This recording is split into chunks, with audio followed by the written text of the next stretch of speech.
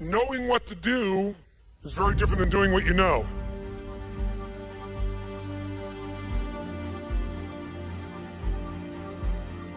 Putting you in a position where day and night you're thinking about this stuff and it starts to amalgamate, it starts to connect.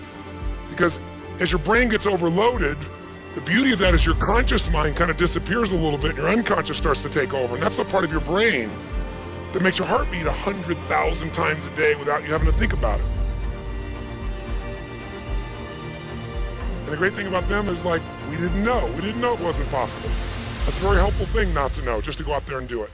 But if you start to succeed, some of you are later in your life cycle. And so as you start to succeed now, you've got something to lose. And now you don't implement at the same level. You've got something to maintain. You've got something to hang on to. And so you have to be cautious about that.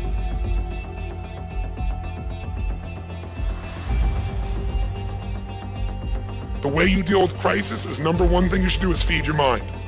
And you're doing that. Get yourself new answers. Immerse yourself in new environments. Get new voices. Have new perspectives. Ask some new questions.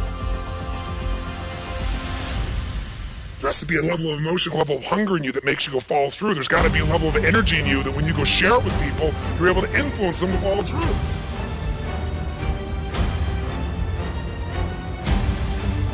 What I want you to get is that the single most important skill in life, it's the word that all leaders have: influence.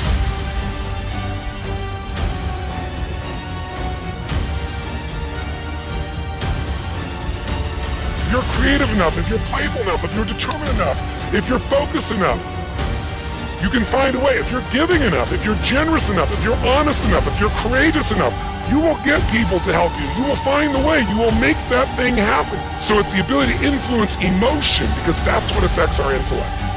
We got to get ourselves into the emotions that are going to move us to action. And we got to do that ongoing, because otherwise all the stuff you wrote down will die. It'll die in your head.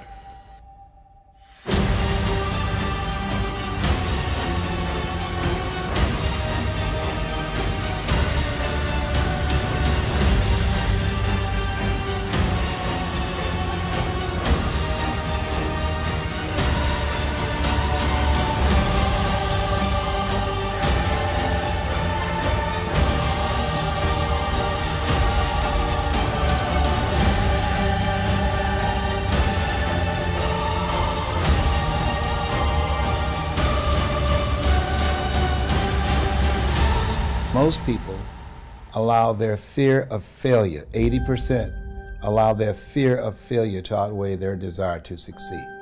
When you're willing to fail again and again and again, when you make up your mind to become unstoppable, when you make up your mind to become a no matter what person, then that will then give birth to a part of yourself that you don't know right now.